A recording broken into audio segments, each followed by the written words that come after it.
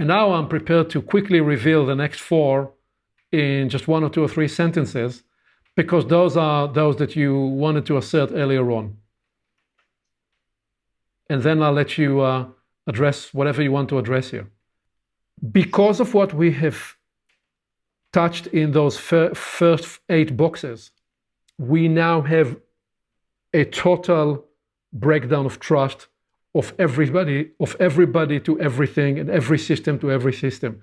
There is no trust in systems, there is no trust in leadership, there is no trust in the media, there is no trust in any form of authority.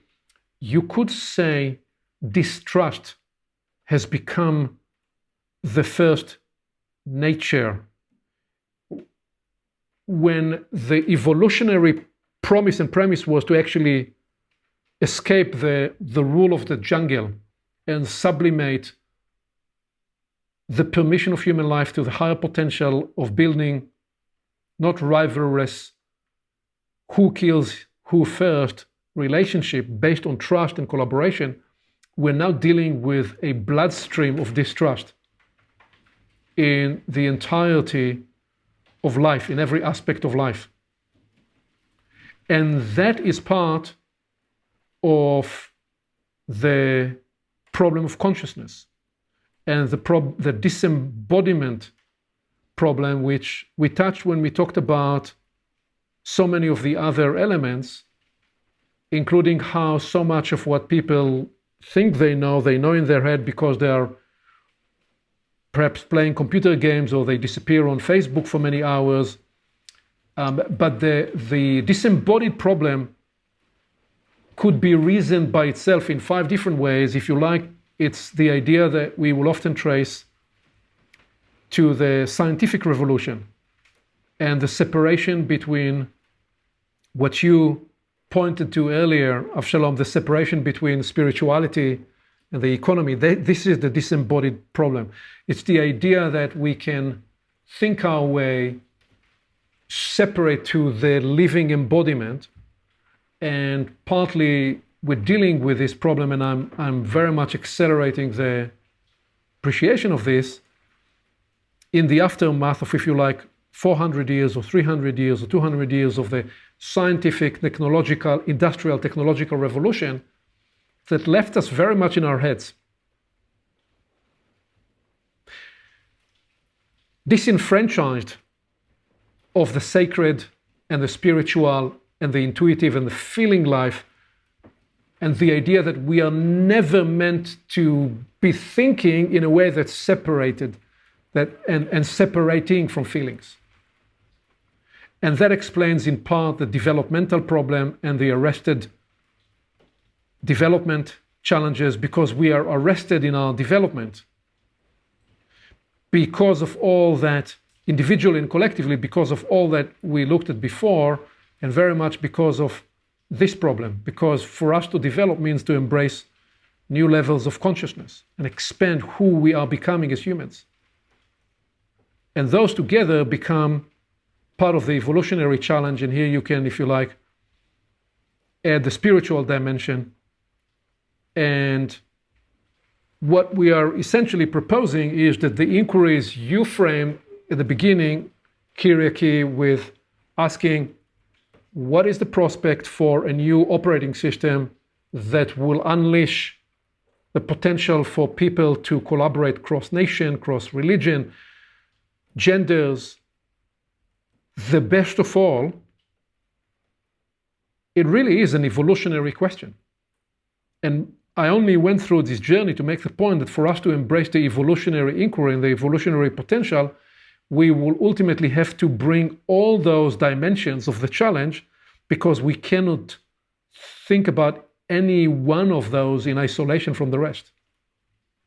That's how I propose to approach the diagnostic starter before we begin to answer the question. I would also offer another umbrella to these. You have already offered us an umbrella, yes. Well, this is a more grounded one, reality-based one, although not an accepted reality-based. And that's the relationship between energy and matter. If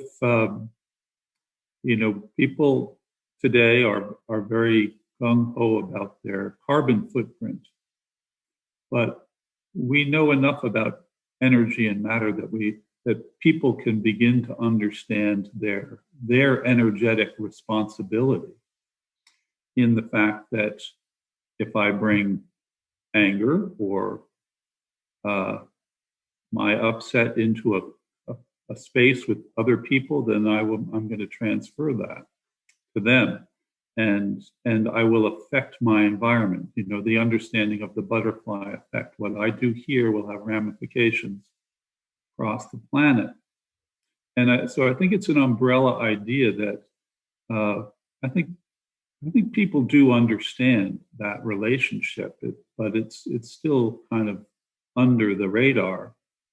But I think it could go a long way toward acknowledging that we do have a responsibility to what we generate into an ecology, an environment, the planet itself, the room we're in, the relationships we're in. Because again, so many of the things in that loom are very personal oriented, and I think humans need to be less personal and learn the reasons why they need to be less personal before they can really come together as a community and move humanity forward. Well, so two thoughts about what you offered. First of all, you demonstrated that how the loom is incomplete. We said earlier that it needs a 13 box would be education, and you are now bringing the 14 box, which is the environment. And some people will say, excuse me, you can't talk about any of those problems before you solve the environment, because unless you solve the environment issue, we will not have a planet and an ecosystem to deal for long enough with these problems. And the second thing you begin to offer is where we could choose to pick it up another time, which is this, because you begin to paint some of the strategies, or what I call the trailheads that we can imagine.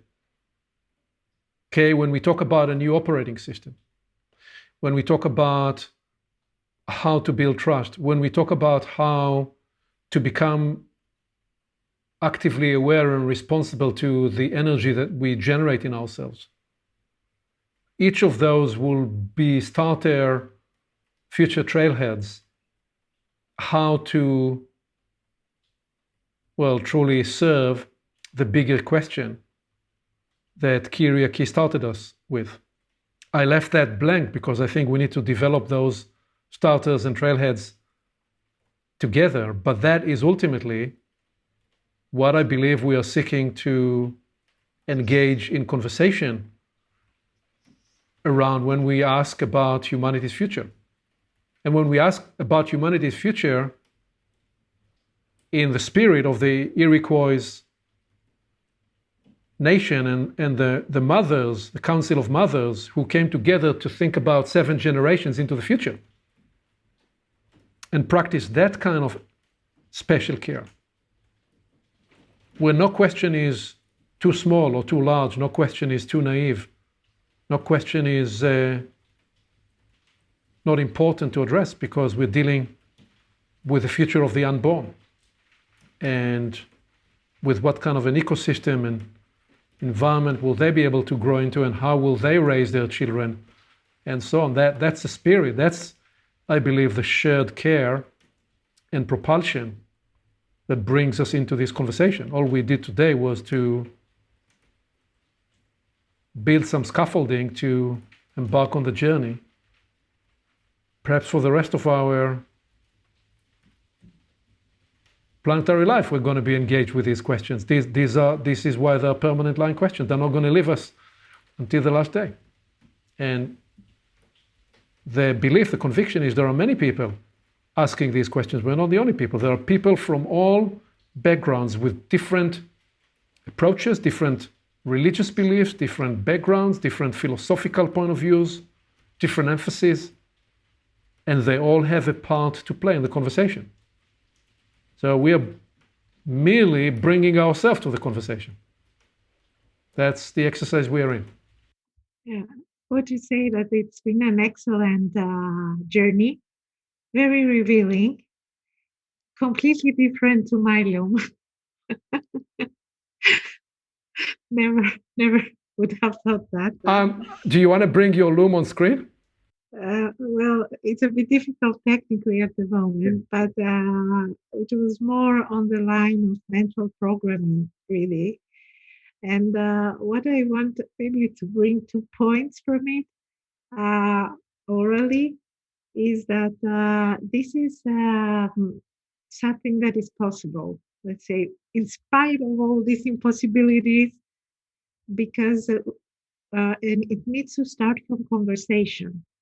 So when conversations happen, when people speak with each other, then there is a chance to maybe understand better the problems, to communicate your view, to build bridges, to find solutions.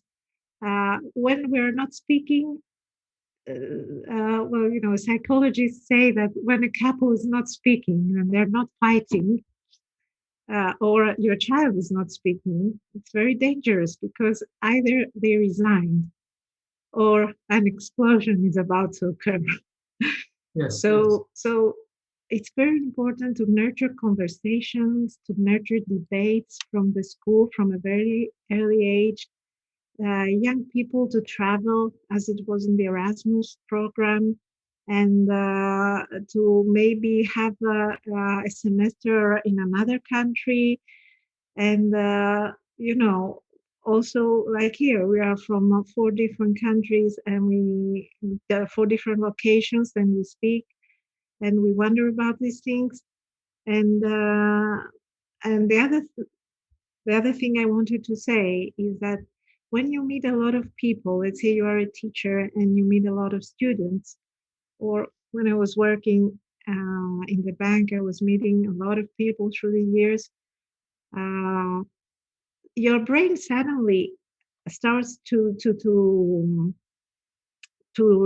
detect commonalities and to find patterns of behavior that are similar.